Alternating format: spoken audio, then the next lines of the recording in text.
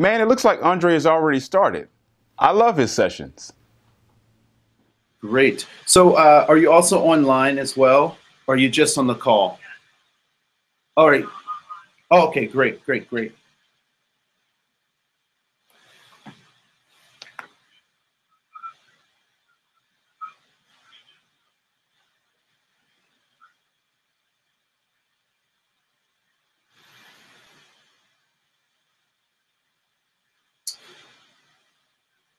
All right.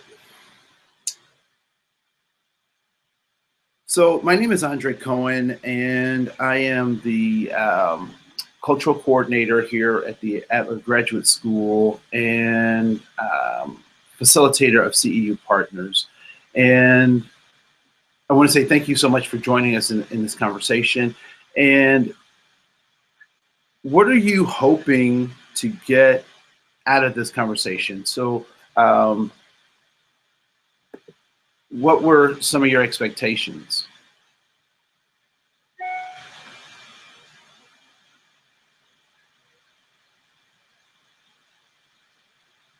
Did you have any expectations as you signed up for this?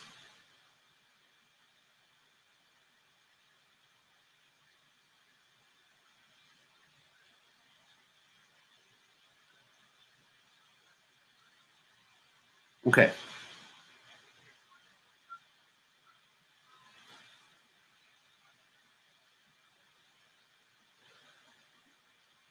There are at least three people on the conference line.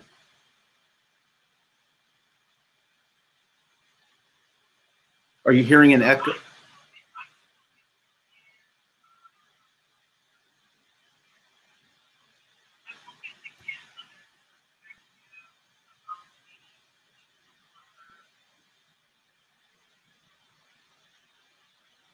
Okay. Yeah. So what perspective are you coming with?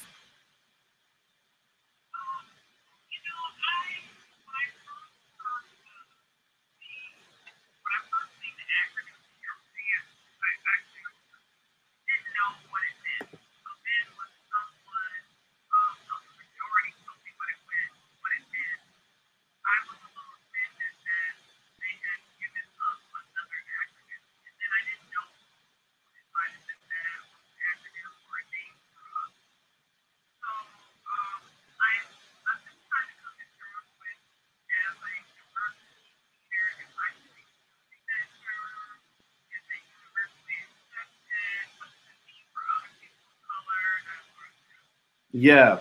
So one of the things I certainly can share with you is that the concept comes like many concepts that particularly Black people have to deal with, will be responsible to, and to that end, so African American versus Afro American versus kind of Black or Negro, birthing out of some kind of scientific stuff. What I will say is that people of color is uh, an interesting tool that's currently being used to try to give dignity, or to talk in a non-prejudicial way. And it's actually people of color is birthed out of the so-called disabilities movement. And the key point in that disabilities movement is really talking about people first. So human beings being people first, and then whatever labels we want to give them, that comes secondary. Obviously, there are some problems or some challenges that come with trying to label people or name people. For example, people of color typically is a term used for African Americans, for Hispanic Americans, for Asian Americans, Southeast Asian Americans. but would be inappropriate to use for Native Americans because they don't necessarily see themselves as people of color being grouped in those same kinds of ways. And so when we think about, any kind of blanket covering that we try to give people, we can recognize that any term does not necessarily fit all of the people involved. Thoughts about what I just shared?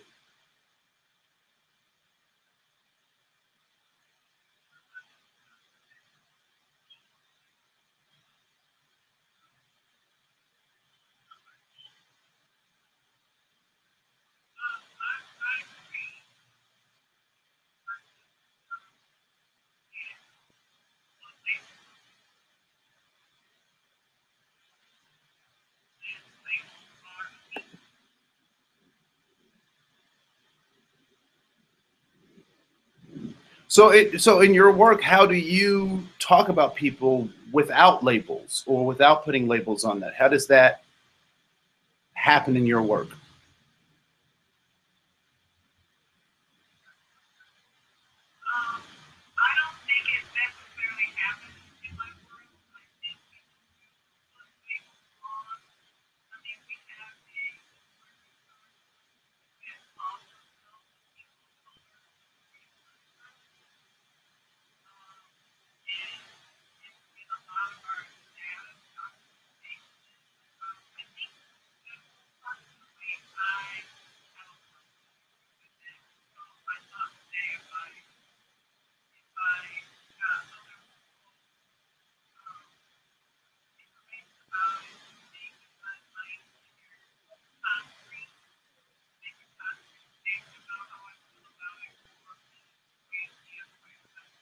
Yeah, yeah. And unfortunately,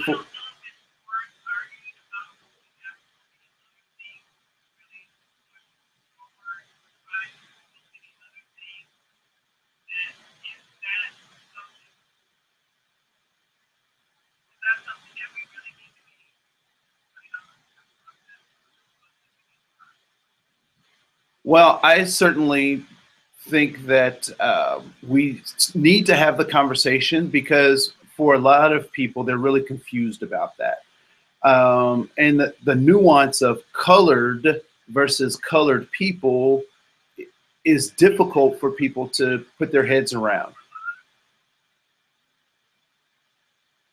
And so it's important to at least have the conversation. I agree with you that do we need to fight about that? I would definitely say no, but I think we do need to have some conversation around what the nuance is because some folks don't see the necessity of or understand the nuance being putting people first. And so obviously we should not be putting labels on people, but it is interesting what happens when people accept labels or participate in a label. For example, people of color and Native Americans not saying we're not people of color, so don't put us in that group.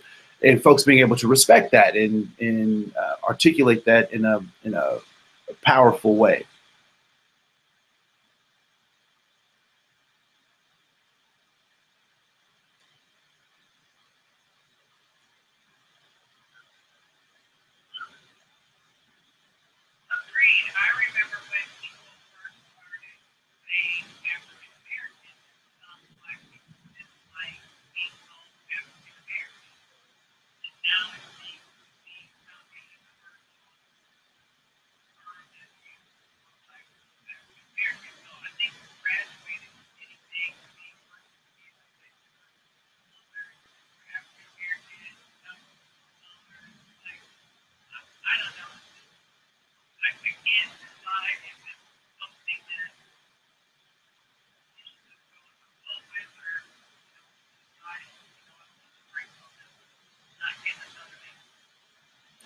Well, one of the things I like to submit to you is that labels and names and all those things are contextual. And as the context changes, how and what we call things also needs to change with the context. For example, I was just at a child protection symposium, and I remember the conversations about bad touch, good touch, and how you're supposed to, teach your kids about stranger danger.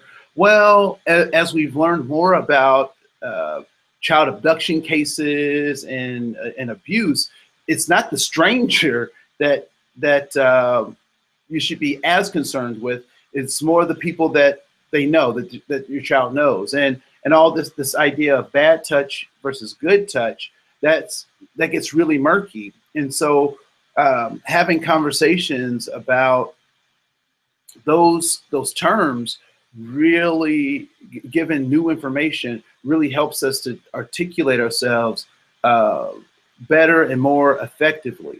And I think as we've had these cultural shifts which is reflective in the terminology, or the seeking to at least be more respectful, I believe that there will probably be more incarnations of titles and labels that will come as the context changes, as we move forward in time. And so the question for me typically is, what is the intent of the name that you call me? My mother calling me boy has a different, it is a different thing than a stranger referring to me as a boy in another context. So, so as we think about those things, I think intention is important in the words that are either chosen or the labels that we take on. What are your thoughts about that?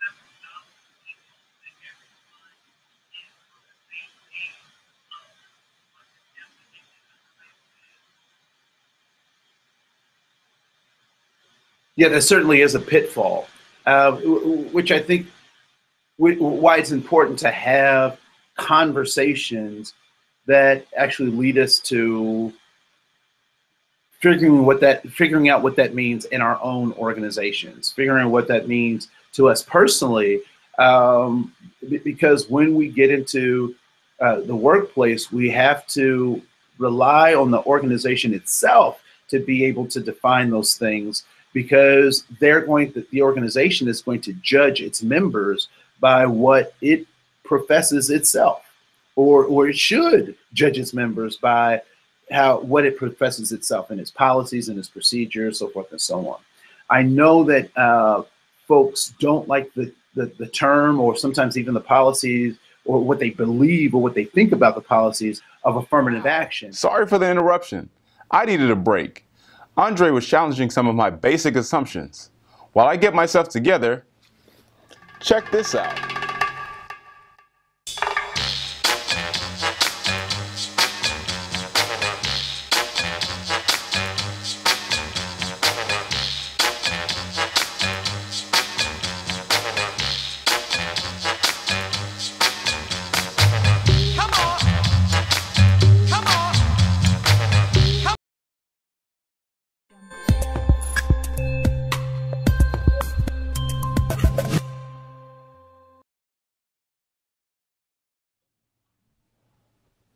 Okay, Andre was telling the truth.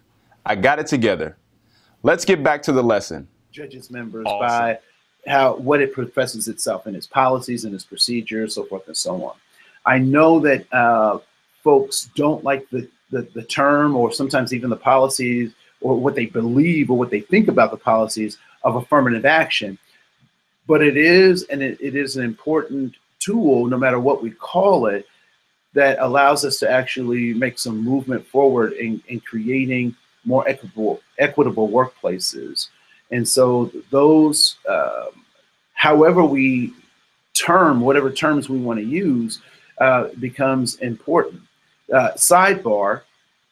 It is interesting to me, though, that affirmative action programs are important and they have some legal standings where diversity training or cultural competence training doesn't have the same level of teeth. They are designed to support those affirmative action programs, but they don't necessarily have the same teeth that affirmative action programs do. And so people can sometimes try to get those. Sometimes people get those things confused when they don't have to, because those things are very clearly defined. Have you in your work seen people kind of mix those two programs, or get those things confused?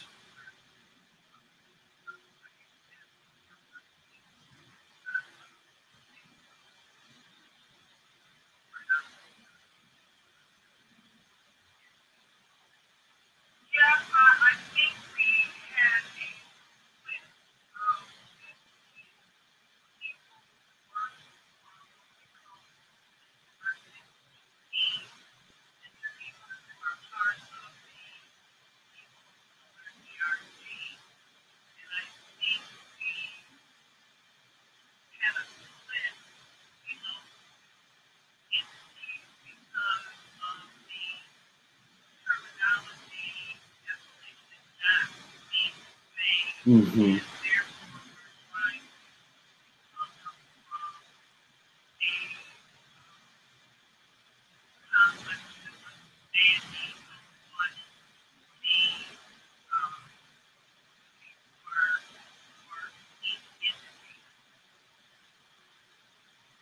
Yeah, that's interesting, because I found that to be one of those common rubs in organizations. And one thing that I often do with clients that I work with, or with people that I'm trying to advise through kind of that maze uh, of I guess I'm very pragmatic. So when we talk about affirmative action, we're really talking about those things that impact directly hiring and educating and retaining our employees, um, watching them, how they come in the door, what happens when they're in the door, and then how do they leave, out of what door do they leave, or what condition are they in as they leave the organization. And I think sometimes what diversity resource groups get confused is that if they're not helping affirmative action programming by educating, affirming what people are doing inside the organization, then they may be overstepping their bounds, or out of order, so to speak. And so, and then organizations that don't have strong affirmative action programs, or an eye towards that, can be usurped by programs that aren't accountable to anything. And then ultimately, when we talk about accountability, all of those employment activities are accountable to the 1964 Civil Rights Act, and so that has to be paramount. And all the in the things that follow 65 and 66, all of those activities have to be supportive of the laws of the land and how they're played out and demonstrated.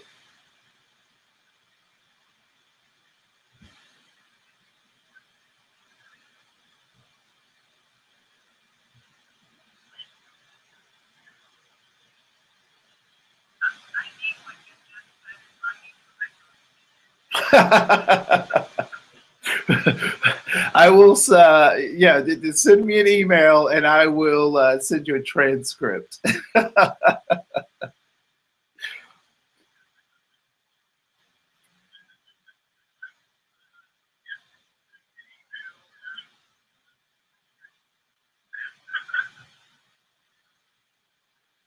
Yeah, it looks like.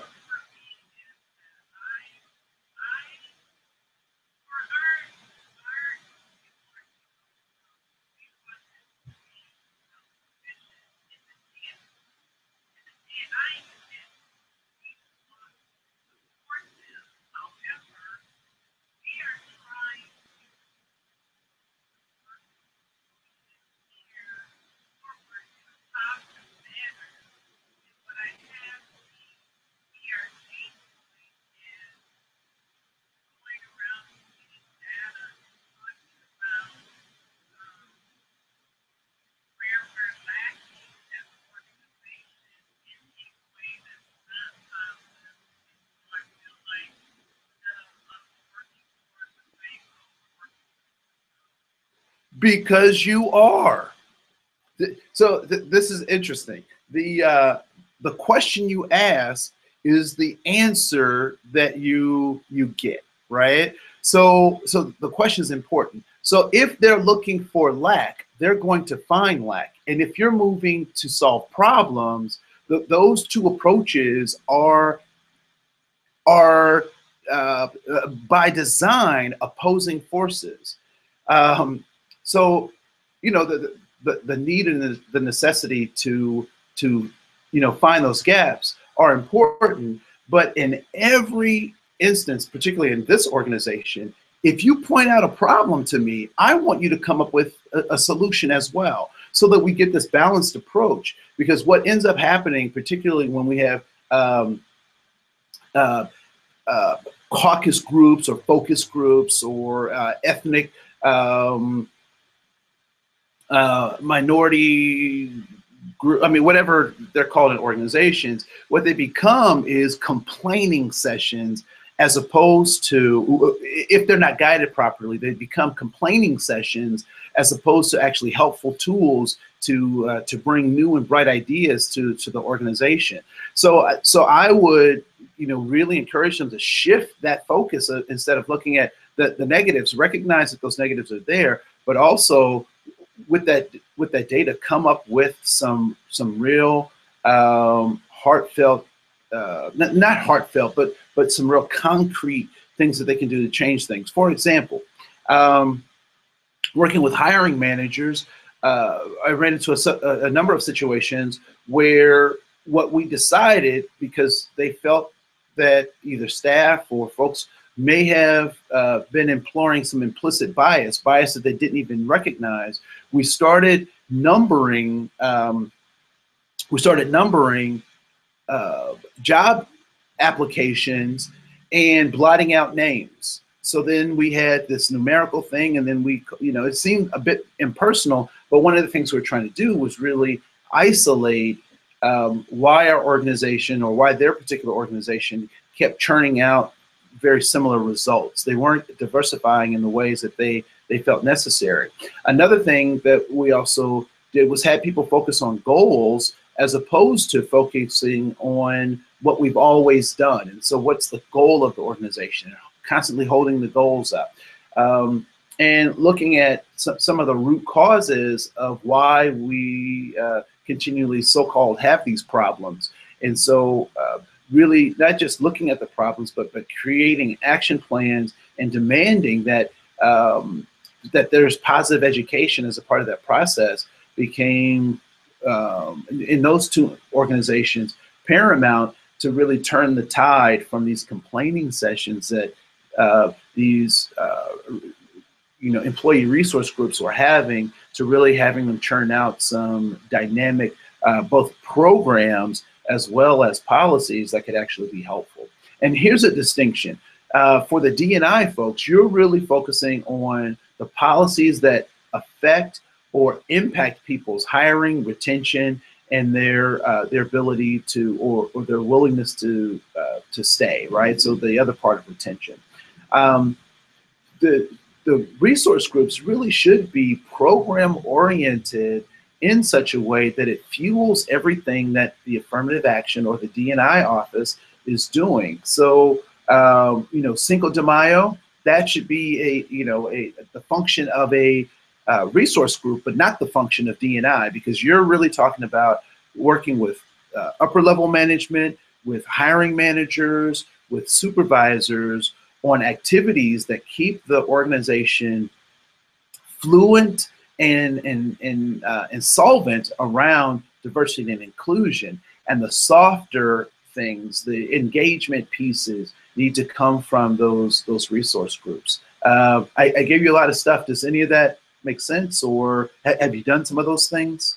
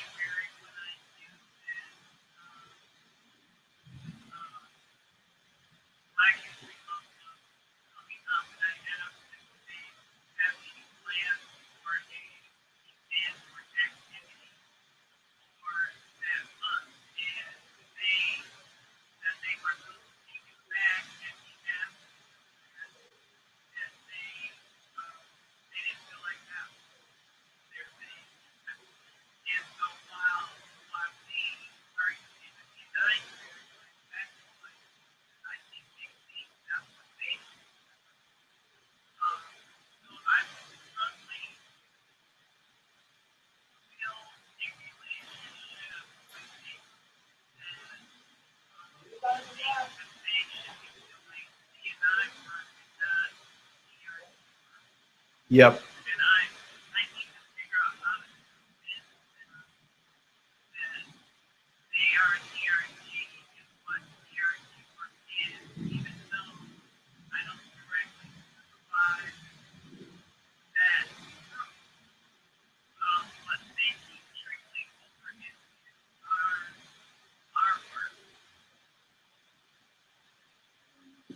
Yeah, so I have, so make sure, and I'm serious about this, make sure you email me so that I can, there's a chart that I use that talks about the three functions of particularly HR oriented work around this diversity and inclusion piece. And so I'll give you the basic gist that there are affirmative actions, and there's an S on that, right? So we are talking about affirmative action itself, but then all of the policies and procedures that go along with the legal ramifications or the legal accountabilities that HR and organizations have. Then we move over into the softer things that are great things to do. These are best practices, but are not legally mandated for organizations to do. And that's where cultural competence comes in, sensitivity training comes in, um, productive workplaces comes in. So that would be the second strand. And then the third strand actually is fed into the other two, in that the third strand is really about personal intention. And so we know that the law measures impact. And so those first two categories really deal with the impact of things. But we know that the third category, it has a balance as well, because it is the human relationships that actually can have bearing on those first two columns. And so we have to make sure that people have the right intentions. So I'll send you that graph because it may help you and to be able in having a conversation with those folks, because that is a serious rub that resource groups fall into all the time. They think that they should be doing things that are not a part of their responsibility. And oftentimes, and it sounds like you're very clear about it, but oftentimes even affirmative action folks or diversity and inclusion folks aren't clear on what their roles are. And so that murkiness becomes a source of conflict, as opposed to a place where collateral can be built and we can have a trajectory towards success.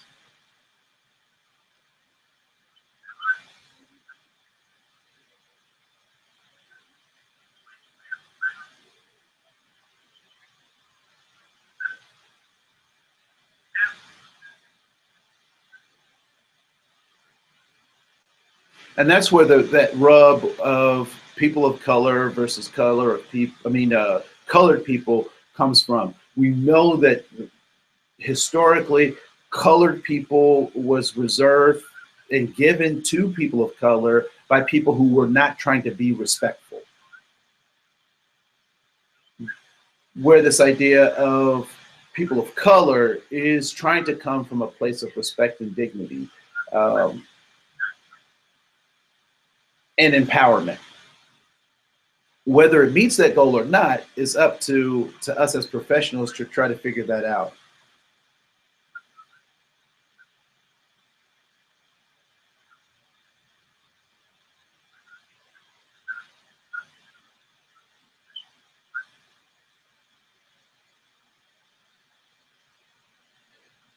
So as I look at so for whatever reason, the other people on the call aren't encouraged to speak up, but I can't make people do that. But I'll have another call tomorrow if you're interested in coming in and talking some more, or just listening in. And tomorrow we'll be talking about micro inequities and discretionary effort, the balance or the ratio between those two concepts.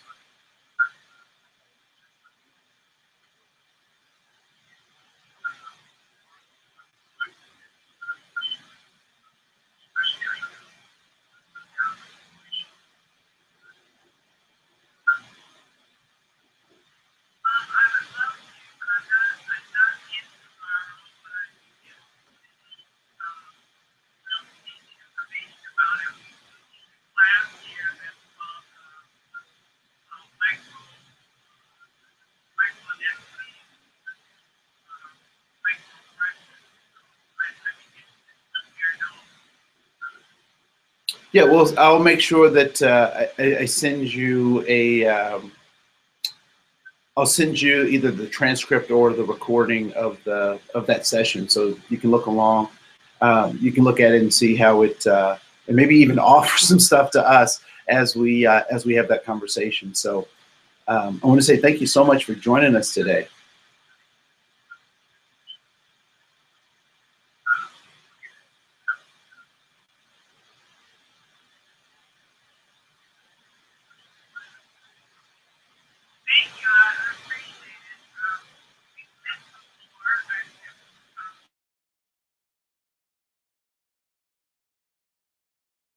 Super.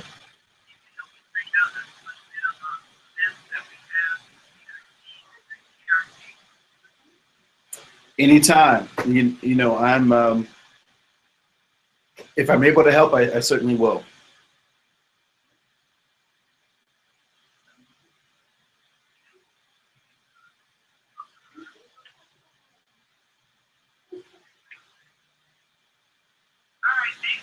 Not a problem.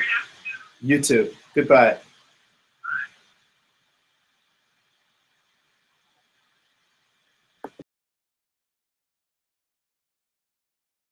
Thinking about the principle. Now that you have viewed today's principle, we would like for you to reflect on those concepts by responding to these questions. Question number 1. What do you believe was the core message in this lesson? Question number 2. What principles were addressed? Question number 3.